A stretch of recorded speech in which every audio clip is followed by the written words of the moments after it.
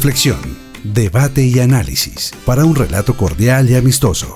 ¿En qué está pasando? Programa de coyuntura nacional e internacional, producido por el Instituto de Paz de la Universidad Distrital Francisco José de Caldas y PASUD. Escúchelo todos los miércoles de 8 a 9 de la noche en la UD 90.4 FM Estéreo.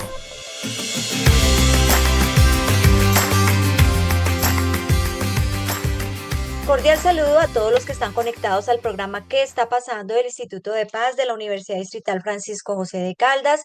Mi nombre es Sonia Díaz Granados y junto con la investigadora Cindy Sierra, coordinadora de la línea Territorios, Migraciones y Diásporas del IPASUD, les damos la bienvenida a este espacio de investigación, de análisis y reflexión que se emite los miércoles de 8 a 9 de la noche por la UD 90.4 FM Estéreo, emisora de nuestra institución educativa.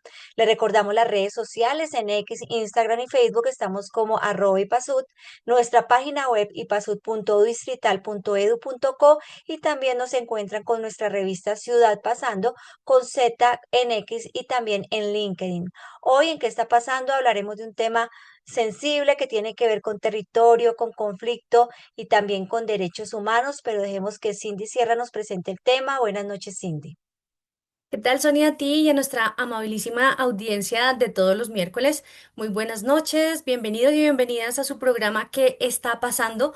Hoy abordamos, como bien dijiste, Sonia, un tema que sigue siendo importante en Bogotá y que es muy sensible, y es precisamente las condiciones de vida de las poblaciones indígenas en este entorno urbano que es tan hostil como Bogotá, marcado por la inseguridad, la inclusión, muchas veces también esa indiferencia institucional que justamente es una de las presiones que hace que estas poblaciones que viven normalmente en la ruralidad, pues tengan que migrar de manera forzosa aquí a la ciudad por varias razones que ya nos esclarecerán nuestros invitados de esta noche. Aunque muchas de esas comunidades, pues como ya lo dije, llegan desplazados por el conflicto armado, otras lo hacen como parte también de movilizaciones sociales, también para exigir derechos, denunciar incumplimientos estatales y abandono en general estatal. Desde 2008 hemos visto, y desde mucho tiempo atrás, hemos visto también mingas y delegaciones de los pueblos como los Nasa, el pueblo Misak, Wayuu, el Embera, por supuesto, que tiene una presencia importante en Bogotá y que hoy siguen haciendo presencia en la capital también desde ese punto de vista como sujetos también políticos y de exigencia de derechos. Entre 2024 y 2025, más de 2.000 indígenas llegaron a la ciudad de Bogotá en distintas jornadas reclamando atención en salud, en educación, territorio y vivienda, que son pues denuncias muy justas para estas poblaciones. Esta presencia no es nueva, pero sí es urgente, sobre todo pues en el tema de vulneración de derechos, y también refleja esa deuda histórica que tenemos con los pueblos con identidades étnicas que enfrentan discriminación, precariedad de vida en las ciudades, mientras que pues tratan de defender también su identidad, su autonomía y su dignidad. Pero dejemos, Sony, que nos presentes a los invitados que nos van a hablar con mucha más certeza de estos temas. Así es, Cindy. Hoy nos acompañan dos personas expertas, como tú dices, en este tema. En primer lugar, le doy la bienvenida a Juan Monroy, politólogo de la Universidad Nacional de Colombia, con más de 20 años de experiencia en estudios sobre territorio, conflicto armado y derechos humanos, 15 de esos años trabajando directamente con comunidades étnicas del país. Juan, buenas noches, bienvenido a nuestro programa. Muy buenas noches, Sonia. Muy buenas noches, Cindy. Señor Luis Evelis, es un gusto saludarlo en este programa y, bueno, atento a sus planteamientos. Muchas También para entender de primera mano las motivaciones políticas de los pueblos indígenas, saludamos a Luis Evelis Andrade Casama. Él es indígena del pueblo Embera, es filósofo y teólogo de formación, fue consejero mayor de la Organización Nacional Indígena de Colombia, ONIC. También fue presidente del Fondo para el Desarrollo de los Pueblos Indígenas de América Latina y el Caribe, senador de la República entre 2014 y 2018, y actualmente es el presidente del partido político Movimiento Alternativo Indígena y Social Maíz. Buenas noches, Luis Evelis, bienvenido a ¿Qué está pasando? Sonia, muy buenas noches. Buenas noches, Cindy. Un saludo a todos los oyentes y a quienes nos ven también este programa que está pasando. Saludo al doctor Juan también. Muy buenas noches, queridos invitados. Empecemos por lo esencial, Juan, con las muy buenas noches. Desde su experiencia directa y también su trabajo con las comunidades étnicas, ¿cómo describiría la situación actual de los pueblos indígenas en Bogotá? Me refiero también a estos pueblos que son originarios de este sector del país y que también han hecho una reclamación más contemporánea de sus identidades, como el pueblo muisca, ¿no? Que vamos a encontrar unos asentamientos importantes o cabildos en las localidades de Suba y Bosa, pero también a esos pueblos indígenas que han llegado históricamente de otras regiones, también desplazados por el conflicto armado y por la desatención estatal, como por ejemplo el pueblo en Vera. ¿Qué sabemos de esa presencia de lo indígena que es tan diverso, pero específicamente en la ciudad de Bogotá? Y también qué desafíos han enfrentado en términos de derechos humanos, de atención institucional, de inclusión en la capital del país. Gracias, Cindy. Bueno, haces una pregunta muy amplia. Vale la pena tener en cuenta desde mi perspectiva dos o tres ideas generales, que no espero extenderme mucho en eso. Por una parte, hablemos de una crisis generalizada en lo político, lo social, lo jurídico, lo territorial, derivado de unos modelos en lo institucional, lo estatal, que por su condición de exclusión y de haber establecido unas relaciones históricas fundamentadas en un tratamiento racista, de aislamiento de ciertas identidades y poblaciones, ya empieza a ser crisis, ya no es tan sostenible en la actualidad. Esa es como una idea general, como una crisis relacionada con los diferentes sistemas que podamos encontrar. Por otra parte, ya digamos en una perspectiva mucho más aterrizada, se encuentra un proceso muy interesante que desde lo que he podido asistir tiene que ver con esta forma como diferentes expresiones en lo étnico, pero en muchos otros escenarios, pero aquí con ocasión de lo que se plantea en lo étnico, cómo se empiezan a organizar en lo político, en la movilización, en procesos, incluso en lo institucional, cómo se empiezan a reorganizar los pueblos indígenas en este caso. De alguna forma estamos viendo una transición muy significativa hacia unas formas en donde los pueblos buscan de diferentes maneras reposicionarse en el espectro social y político. Por eso tenemos aquí a un indígena en Vera como presidente de un partido político, es expresión justamente de eso mismo. Entonces ese es un reposicionamiento de unas formas. Y lo tercero, habría que considerar otro asunto, la manera como el poder político se ha establecido en Colombia con un marcado acento en la centralización institucional, política y social. De alguna forma, eso trajo un flujo, digámoslo, de regreso. Es decir, al haber centralizado los recursos políticos y decisionales en Bogotá, con ocasión del conflicto armado, la conflictividad territorial, ciertas situaciones que a lo largo del tiempo se han extendido, pues los pueblos, las poblaciones en búsqueda de unas oportunidades diferentes, de mecanismos de visibilización, pues empiezan a acercarse a la ciudad. Entonces también hay que ver un poco cómo una ciudad como Bogotá en la actualidad ya cuenta con más de 20 expresiones étnicas muy claramente diferenciadas, que tiene que ver un poco con esto, como una respuesta desde territorios y poblaciones históricamente excluidas que empiezan a llegar a la ciudad, de alguna forma a marcar una presencia, a hacerse visibles y a mostrar su forma de ser, su forma de vida en la ciudad. Con una cuestión muy interesante, y con esto cierro, eh, eh, yendo incluso más allá de una visión simplemente de victimización. Sabemos que en el caso del pueblo en Vera hay un componente muy fuerte de victimización a causa del conflicto armado. aquí vemos que es más que eso. Son estructuras que demandan derechos, que se posicionan frente a las instituciones, que dan cuenta un poco de ese flujo de regreso que el centralismo le trajo al territorio nacional. Dentro de esa presencia, Juan, que dices de lo indígena en Bogotá, em, ¿cuáles serían esas identidades? Porque es que lo indígena en Colombia es diversísimo. No se puede decir que un indígena guayú tenga una identidad siquiera similar o parecida a un indígena Misak del Cauca. Y en Bogotá, ¿cuáles son esas expresiones más representativas de esos pueblos indígenas colombianos? Cindy, creo que representativas son todas, porque de alguna forma son representaciones, más que representaciones, son, son presencias activas de diferentes expresiones humanas, políticas y sociales de todo el país. De tal suerte que más que hablar de unas más representativas que otras, lo que creo es que deberíamos hablar de una necesidad de diversificación de la ciudadanía, como se entiende en Bogotá.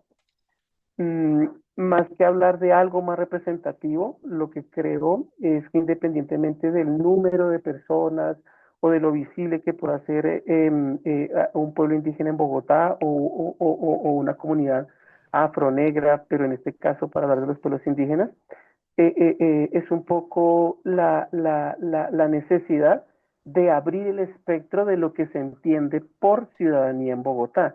Ya es una ciudadanía multiétnica, diversa, pero que está justamente en esa reclamación.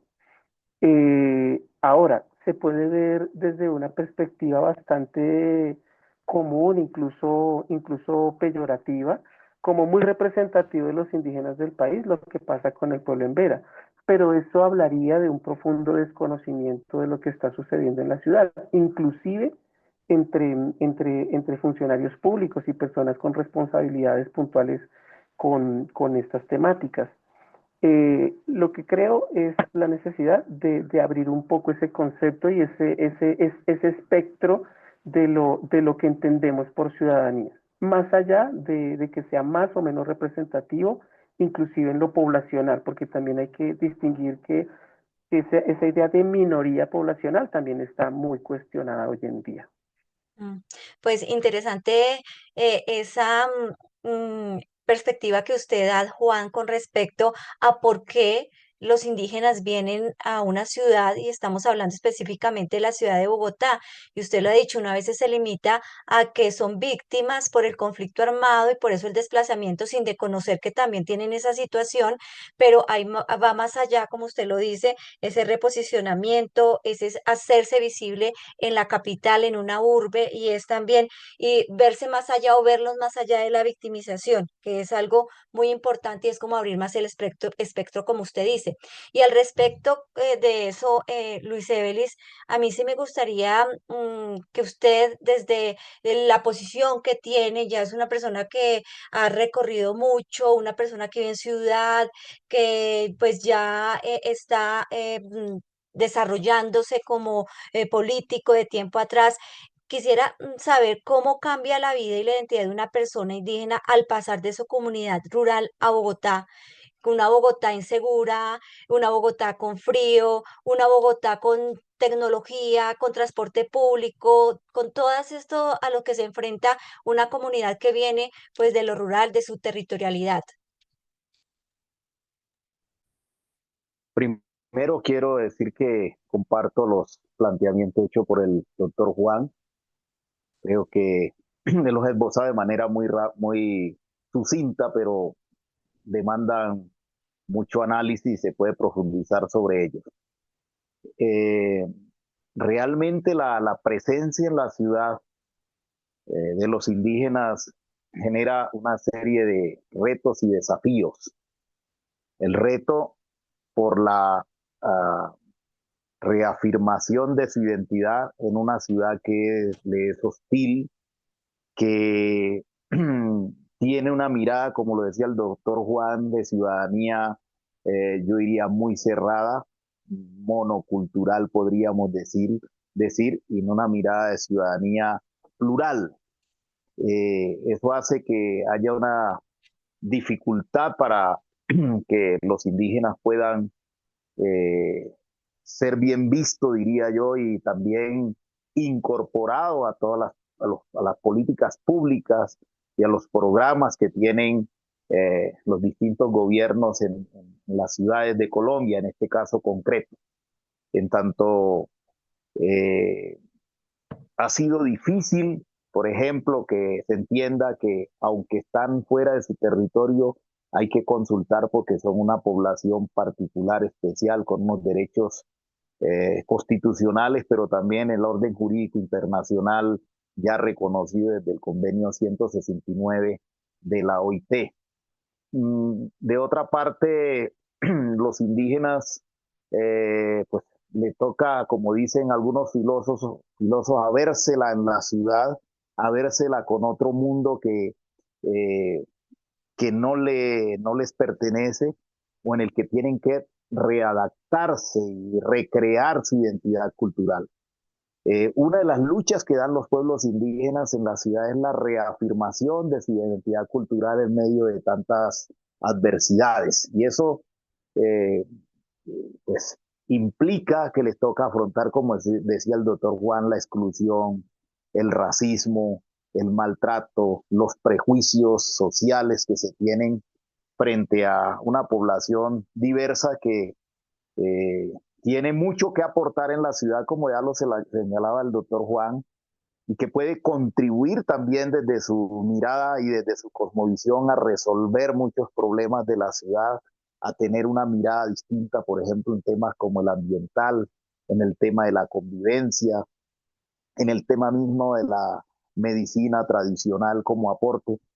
Eh, Ellos tienen mucho que aportar, pero eso no deja de ser problemático en tanto pues, vienen de vivir una situación, en muchos casos, de violencia que los obliga a desplazarse, a desarraigarse de su territorio y pues les toca venir a una ciudad que también le es hostil. Pero aún en medio de eso, más allá de ser víctimas, se consideran sujetos con historia, sujetos con cultura, sujetos con una espiritualidad propia que puede tranquilamente aportar también en la construcción de ciudad y desde esa perspectiva, como lo señalaba ya el doctor Juan, aportar a la construcción de una nueva ciudadanía, yo diría, urbana, que implica tener en cuenta todas esas diversidades y todos esos aportes diferentes. Ya ambos nos han hablado de esos derechos constitucionales de los pueblos indígenas, de esa pretensión muy justa de ampliar el concepto de ciudadanía de tal modo que empecemos pues de una vez por todas a cumplir con estos mandatos de la Constitución del 91 que nos denomina como pluriétnicos, multiculturales. Nos hablaron también de las luchas, de los logros políticos, también de lo indígena que muchas veces terminan en Bogotá y en las ciudades por este tema también del centralismo del poder que no hemos podido superar por tanto tiempo. Pero, Juan, me gustaría preguntarte cómo superar este prejuicio racista que termina exotizando a las poblaciones indígenas, esperando de ellas solamente que vivan en la selva, ¿cierto? En lugares que, bueno, muchos casi todos son ancestrales y pues también son rurales, la mayoría, pero que cuando ya están aquí en la ciudad cómo superamos ese prejuicio de lo exótico, de lo indígena como exótico, en vez de darle pues un papel dentro de la ciudadanía que tienen, ¿no? ¿Cómo hacemos este trabajo también pedagógico y más ciudadano de la promoción de lo indígena? Cindy, bueno, tal vez no tenga la respuesta para lo que me estás planteando, pero sí observo algo. En mi experiencia, lo que he conocido a nivel de las instituciones, las organizaciones internacionales, algo pasa con los pueblos indígenas. Hay un sesgo muy fuerte a nivel de las visiones institucionales sobre los pueblos indígenas. Suele existir como una especie de péndulo. Las organizaciones pueden oscilar entre el paternalismo extremo y un rechazo profundo, atávico, por decirlo de cierta forma. Entonces, cuando tú miras en ese péndulo de las instituciones entre el rechazo y el paternalismo, existe una cuestión muy grave y es, es desconocer en los pueblos indígenas una capacidad de gestión, de organización y de administración de sus recursos y de sus propias capacidades. Entonces tú sigues viendo instituciones públicas, organizaciones internacionales que buscan los procesos de tercerización para hacer procesos con las comunidades indígenas sin contemplar que tienen ya sus propias capacidades e instancias. Entonces, fíjate que parte también de ese avanzar en superar estos fenómenos pasa por reconocer la dimensión humana. Pues suena horrible, terrible lo que estoy diciendo, pero reconocer esa condición de ser humano en los pueblos indígenas, pero de una manera real y efectiva, más allá de paternizarlos o llevarlos a los rincones del rechazo más profundo. Y por otra parte existe en mi visión de las cosas otro asunto también muy implícito en esto. Tiene que ver con la idea de ver en el indígena el lugar de la selva. Esto es gravísimo. Habla muy mal de la cultura y de la formación de los colombianos en general. Pensar que el lugar natural de los indígenas es la selva, ¿sí? Suena incluso gracioso, puede sonar incluso terrible, pero es una idea muy generalizada, incluso entre personas con responsabilidades públicas en estos temas. Pienso que el lugar de los indígenas es donde quieran estar. De hecho, así lo establece la Constitución Política de Colombia y es parte de lo que durante muchos años se ha planteado desde muchas orillas del organizativo. De tal forma que tendríamos que empezar a cambiar una idea, es que la ciudad sí puede ser un lugar para los pueblos indígenas. Mm, alguna vez conversaba con alguna lideresa indígena hace años, ponía algunos ejemplos de grandes ciudades de América Latina, del mundo, que tienen los barrios de sus colonias de migrantes, el barrio chino, el barrio italiano, el barrio irlandés, el barrio judío, bueno, todas estas cuestiones. Es terrible como en una ciudad como Bogotá tenemos casi más de una veintena de nacionalidades que no tienen unos lugares específicos o más que unos lugares específicos, unas condiciones que les permita ser nacionalidades en este territorio. Porque seguimos entendiendo que el lugar de los indígenas es la selva.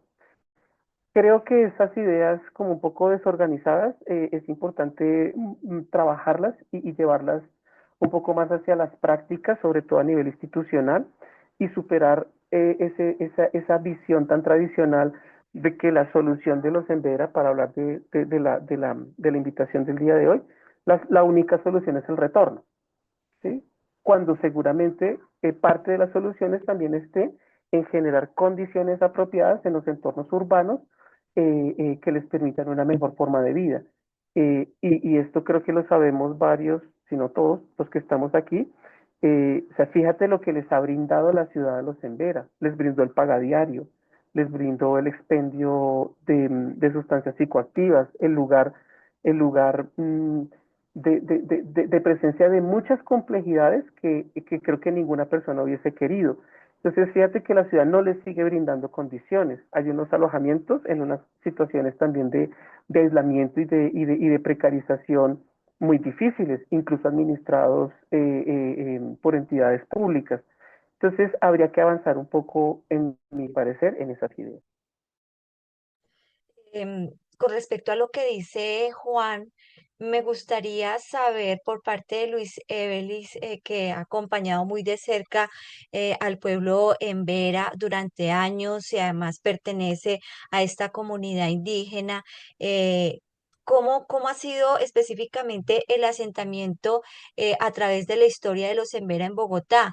Y quisiera saber qué piensa de lo que dice Juan también con respecto a que los indígenas están en el sitio donde quieran estar, pero cuando vemos la situación, por ejemplo, de los Embera en el Parque Nacional, que no es la mejor, como decíamos, aguantan frío, los niños se enferman, hay vulneración de derechos humanos, abuso, entonces, ¿será que ellos sí quieren estar en donde están en este momento o es más bien una como la forma para que ellos de alguna manera obliguen al Estado local, al gobierno local, perdón, y al gobierno nacional para que se den soluciones al caso de ellos?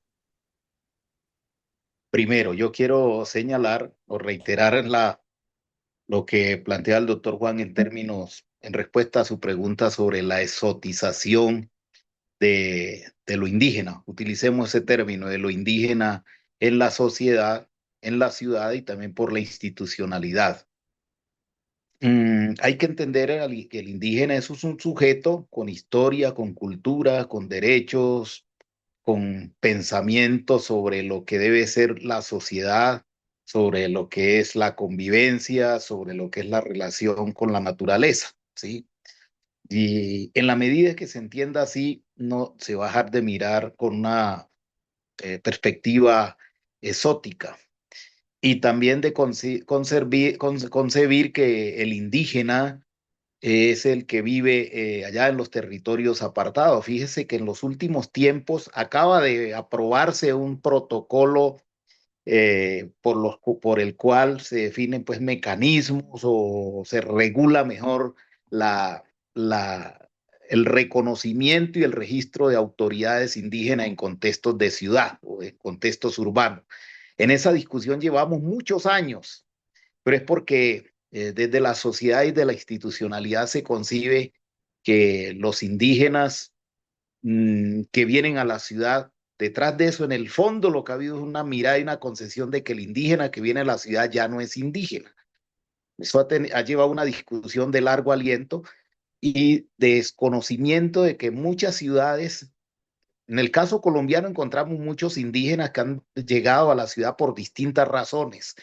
Ya lo señalaba de alguna manera el doctor Juan, por violencia, porque las políticas públicas no llegan, la falta de oportunidades, porque también tienen sueños los indígenas, por los modelos de desarrollo, por todo lo que conlleva la exclusión. Pero también es importante saber que los indígenas llegan a la ciudad y quieren ser reconocidos como tal, como sujetos de derecho, como ciudadanos.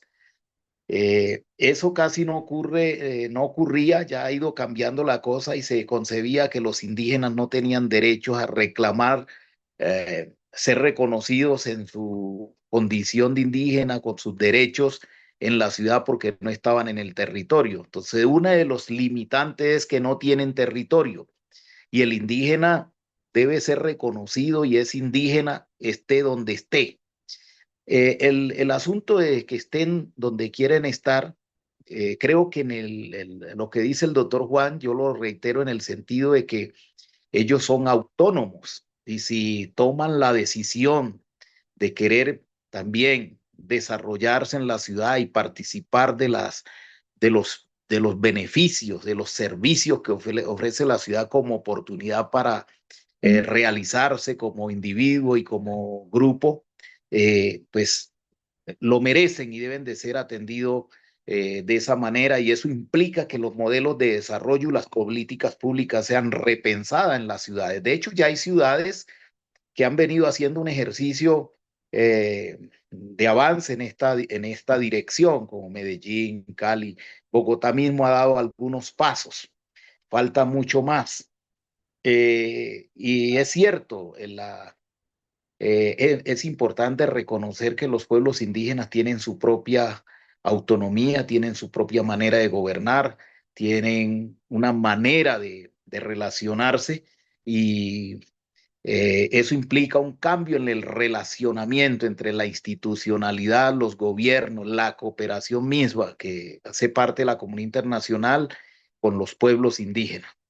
En el caso de los emberas, hay que decir que eh, ellos están aquí en Bogotá no debiera de ser que no debieran de estar en el Parque Nacional, ni en La Favorita, ni en San Bernardo, sino en un lugar acordado con las mismas instituciones en la medida en que ellos autónomamente decidan no regresar o que por razones de fuerza mayor como la violencia y como la imposibilidad de regresar a su territorio debieran de estar reubicados y con ellos mismos debiera estarse construyendo cuál es el modelo de desarrollo, el plan de vida que ellos quieren implementar para realizarse sin perder su identidad.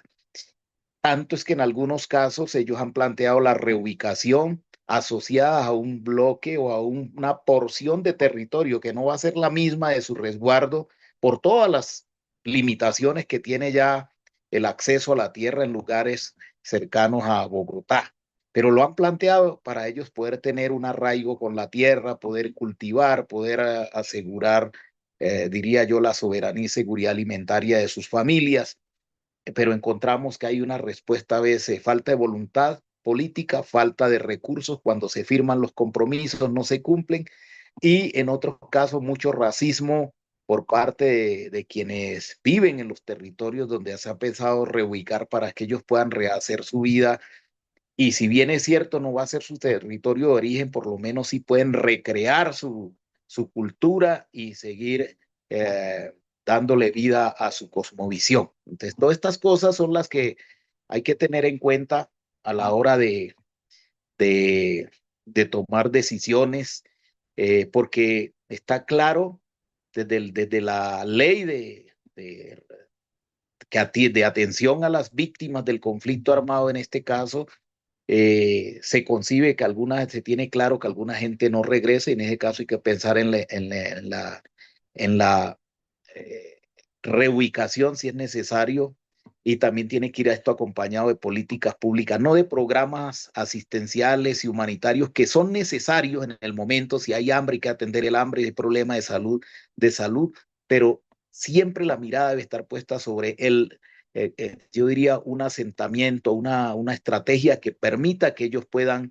en parte, rehacer la vida y recrear su cultura en el territorio o donde se reubiquen. En este caso, si deciden quedarse en la ciudad, pues que puedan también tener acceso, porque ya muchos estudios mmm, aquí en Bogotá y también que ha hecho el Banco Mundial sobre la presencia indígena en América Latina en contextos urbanos, que es más del 30% de la población indígena está en contexto urbano, ha dicho que si bien es cierto, los indígenas en la ciudad tienen mejores condiciones, en algunos casos son los más excluidos de toda la sociedad de las ciudades de América Latina.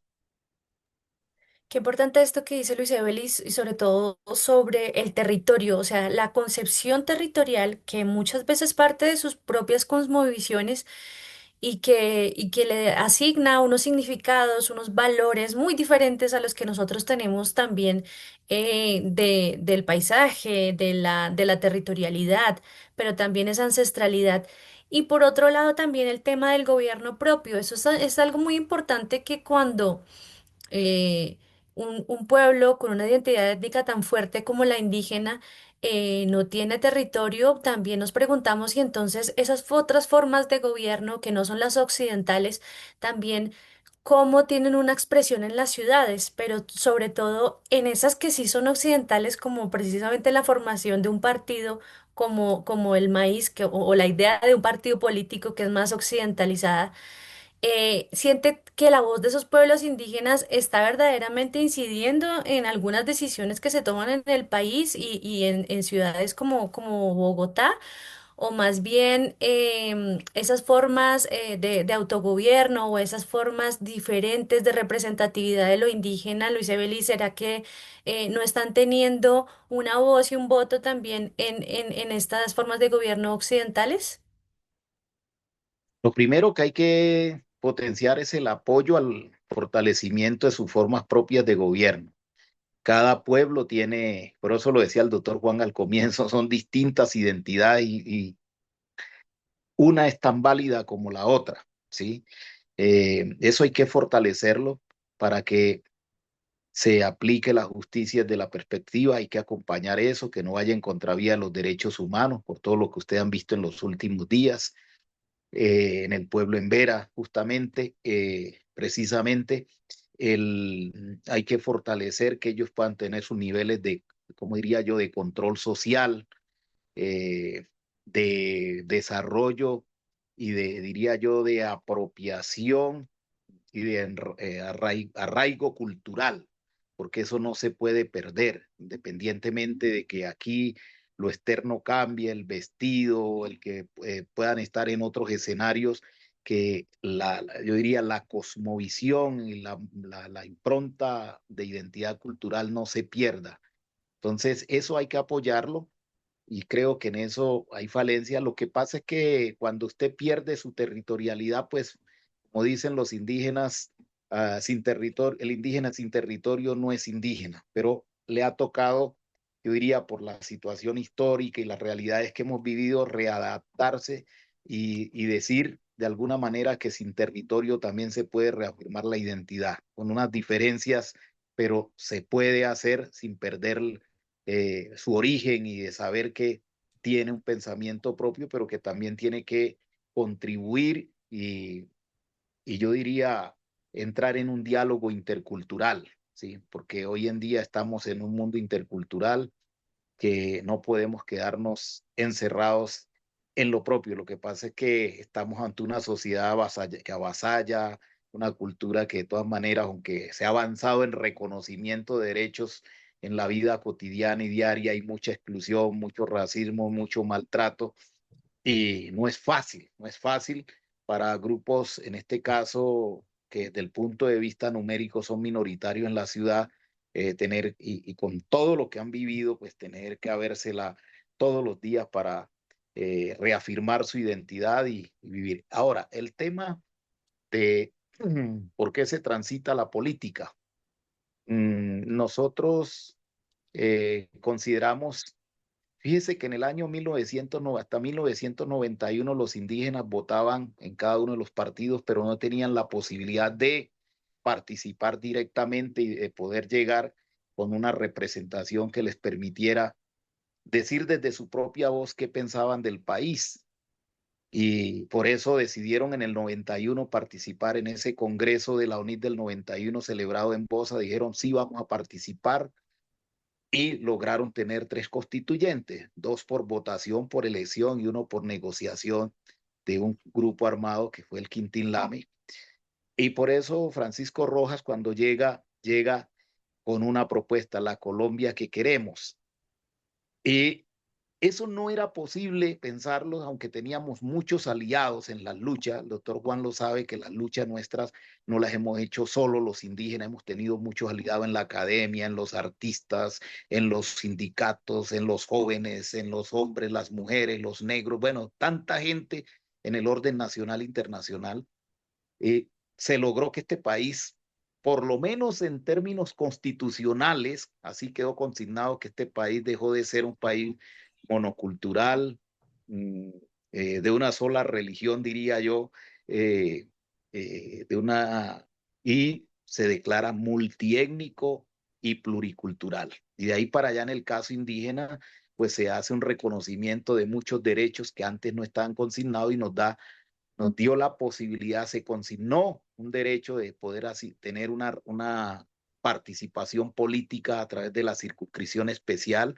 Ahora lo hacemos desde otras perspectivas también, porque consideramos que nosotros también somos sujetos políticos, hacemos parte de la sociedad, reclamamos, reivindicamos, reclamamos derechos propios, pero también tenemos una mirada de sociedad y debemos de contribuir desde esa mirada a que esta sociedad avance y cambie aquello del Estado social de derecho se haga realidad. No ha sido fácil, no es fácil porque pues la política trae muchos retos y desafíos, algunos la miran positivamente desde dentro, otros no la miran, la gente desde fuera dice eso les ha generado problemas a los indígenas, pero el ejercicio de la política es inherente al ser humano y nosotros consideramos que tenemos algo que decir que no lo podríamos hacer si estamos por fuera de esos escenarios. No es fácil, pero nos corresponde hacerlo. Es eso lo que quiero señalar. Juan, ¿cómo analiza usted la presencia indígena en Bogotá alrededor de las manifestaciones y de la protesta? Hemos visto en estos últimos meses, pues, pero también a lo largo de la historia nacional, la población indígena ha viajado desde sus territorios hacia la capital. Con el fin de protestar y hacer parte de manifestaciones públicas. ¿Cómo analiza usted este fenómeno, Juan? Mm, Sonia, habría que decir que las movilizaciones de sectores eh, vinculados a la ruralidad, sean estos campesinos, indígenas o afro, no es un fenómeno ni único de Colombia ni nuevo en nuestra historia. Entonces, lo primero que habría que plantear un poco es eso, porque se suele ver el proceso de Minga eh, como una situación muy exótica o como una cuestión tal vez que no había pasado antes. Entonces, lo primero es importante verlo en perspectiva histórica. La movilización es un recurso legítimo, válido, amparado constitucionalmente, al que han recurrido poblaciones a lo largo de la historia en muchos lugares del mundo. ¿Qué es tal vez lo llamativo de este ciclo reciente de movilizaciones? Mm, eh, que son mucho más eh, multitudinaria. Hay que decirlo que la capacidad organizativa de los pueblos es bastante amplia, cada vez convoca más y que ha encontrado mayores alianzas, lo mencionaba el señor Luis Evelis, ha encontrado mayores alianzas con otros sectores sociales. De tal forma que tal vez lo que uno podría interpretar de esto son dos cosas.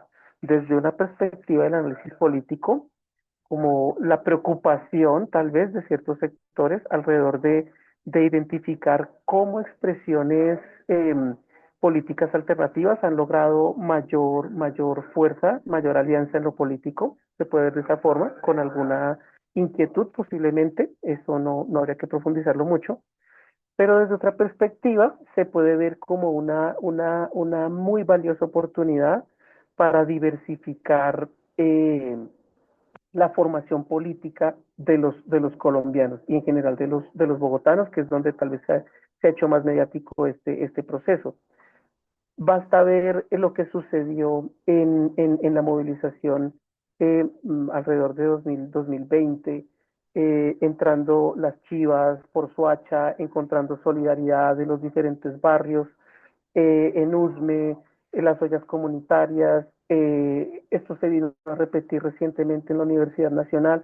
Entonces, esto es muy importante en términos del fenómeno político, porque justamente tener este tipo de intercambios entre sectores estudiantiles, cívicos, sociales, comunitarios, con representantes de los pueblos indígenas, es una oportunidad increíble para que nos formemos políticamente en la interculturalidad, como lo mencionaba el señor Luis Evelis, y también nos permite eso tener la imaginación de un país diferente, que en últimas es tal vez el resultado más significativo que para mí ha tenido este proceso de movilización.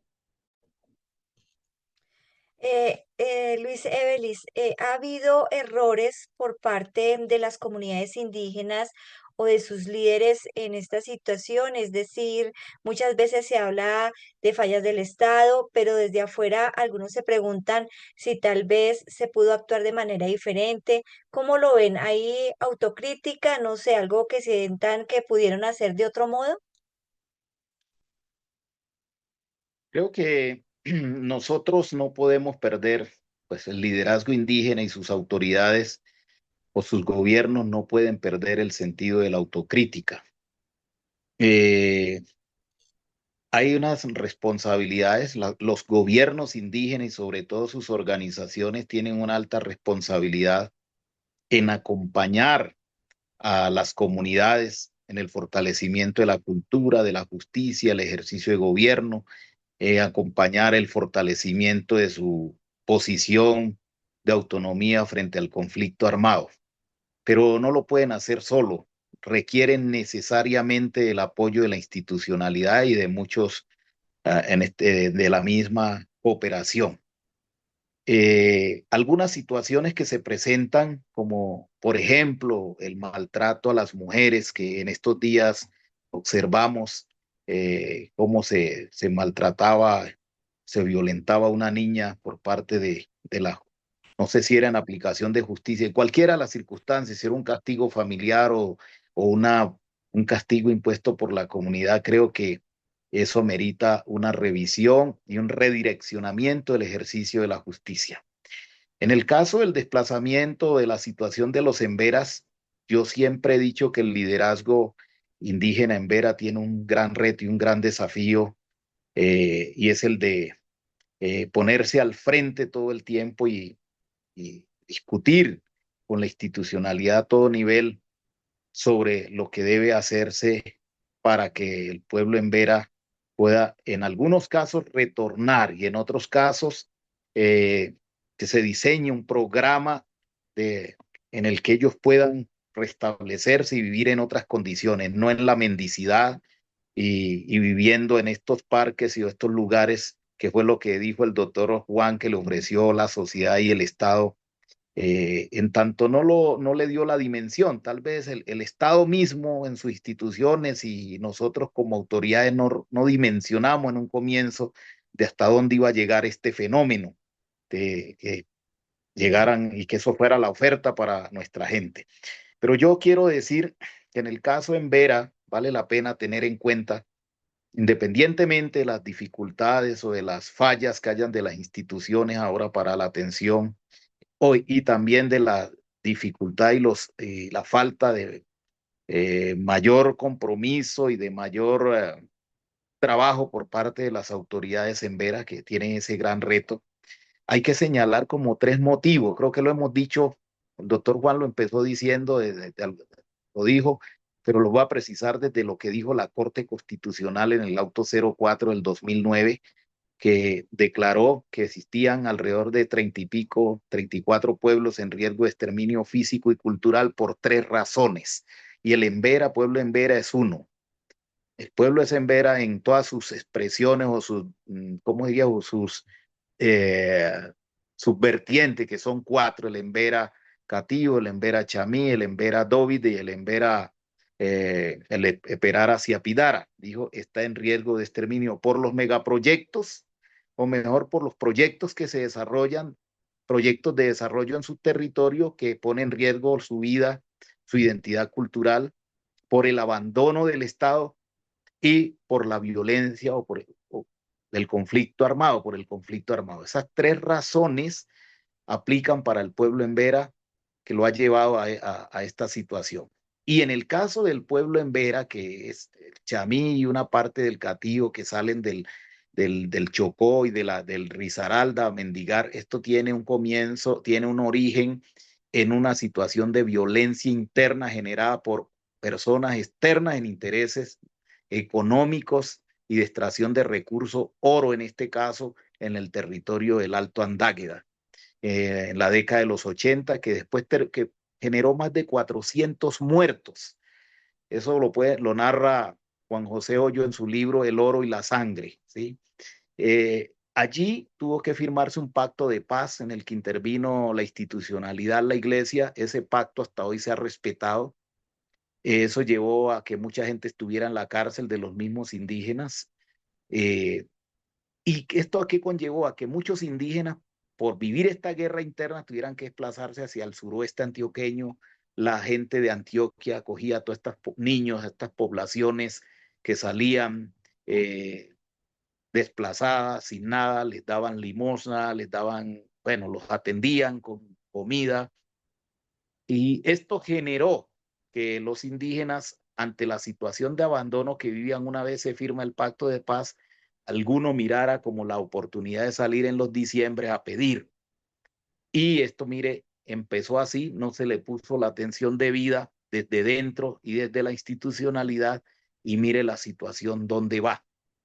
Porque ya vivimos una situación en la que si bien es cierto hay despojo, hay violencia, hay amenaza, pues también estamos observando que esas ofertas que le ha hecho la sociedad, pues ahí hay unas actividades diríamos, de orden ilegal, como el pagadiario, el que, el, el, el consumo de drogas, todas estas cosas han conllevado a que se pierda identidad. Por eso cualquier programa que se quiera hacer con los Emberas tiene que conocer esta historia, tiene que hacerse con una mirada de largo plazo, ¿sí? En el sentido de que se tiene que hacer todo un trabajo ¿cómo diría yo?, de reconstrucción cultural y para quienes regresen y para quienes no regresen al territorio. De lo contrario, no vamos a poder resolver este asunto. Eso implica un compromiso de las autoridades indígenas, de sus organizaciones, pero también una alta articulación consciente y evaluada permanentemente de la institucionalidad. De lo contrario, pues vamos a estar en esta situación porque en el territorio las cosas no han cambiado. Teníamos la esperanza que con la firma de la paz con las FARC, pues esos territorios iban a ser territorios de paz, pero fueron ocupados por otros actores. Y hoy esos territorios están siendo ocupados por grupos ilegales de una vertiente o de otra que tienen intereses en los recursos naturales. Y si por los recursos naturales se generó la guerra entre los emberas, tenemos mucha preocupación que por ellos mismos se siga generando el desplazamiento, la amenaza al liderazgo, en este caso de los emberas, pero igual de todos los pueblos indígenas. Es decir, que seguimos luchando, hay que fortalecer más la lucha, trabajar muy articulado, pero también siendo conscientes que las amenazas no han desaparecido en los territorios. Esa es una situación bastante preocupante, porque cualquier actividad que se quiera desarrollar es afectada por la presencia de grupos armados que tienen intereses en los territorios y sobre todo en los recursos naturales que hay en esos territorios. Y con esto que nos cuenta Luisa Belis, pues hemos llegado al final de nuestra misión alrededor de estas disertaciones sobre la ciudadanía indígena, al final y al cabo. Es decir, estamos hablando de unas reivindicaciones que tienen que ver con identidades étnicas, pero específicamente con lo indígena en Colombia, que es enorme la diversidad dentro de los pueblos que pues habitan este país. Abrimos también como esa posibilidad de ampliar el espectro de lo que es la ciudadanía en Bogotá, ¿cierto? Solo son ciudadanos aquellos que viven en la ciudad, solo son ciudadanos aquellos que no tienen identidades étnicas. Pues no, la ciudadanía es mucho más amplia y abarca también a estos que además son sujetos de especial derecho de protección, como los pueblos indígenas y en general étnicos, afrodescendientes, indígenas y de diferentes formas de ver el mundo y cosmovisiones. Es una invitación también a superar esa exotización, como hemos hablado a lo largo de este programa, de lo indígena, de lo diferente, de lo migrante, de lo extranjero, ¿cierto? De lo que no reconocemos como propio también, para abrir nuestra mente a entender esas otras maneras de ver el mundo y de vivirlo también. Lastimosamente, algunos de estos pueblos indígenas, pues en Bogotá han venido en condiciones muy difíciles, materiales, y aquí pues no han encontrado otra opción que pues vivir en estas condiciones pues tan difíciles dentro de la urbe. Pero pues esperamos especialmente que las personas que tienen poder de decisión sobre todo en el distrito, sobre la inclusión de estos pueblos en una vocación más de permanencia en Bogotá, pues puedan tomar cartas en el asunto. Y es un llamado también a que fortalezcan esas políticas con enfoque diferencial, como decía Luis Evelis, que no sea tan solo un tema de asistencialismo y de atender la emergencia, sino que se apliquen políticas públicas estructurales con enfoque diferencial que tengan en cuenta esa historia amplia también de los distintos pueblos indígenas que vienen a vivir a la ciudad y que también tienen derecho a hacerlo, ¿no? A ustedes, mil gracias por la sintonía. A nuestros invitados, nuevamente, muchas gracias por compartir con nosotros las perspectivas sobre este tema y sus valiosísimas apreciaciones. Y a ti, Sonia, muchas gracias por la edición de este programa. Hasta luego, los esperamos el próximo miércoles a la misma hora y por el mismo canal. Abrazos de paz.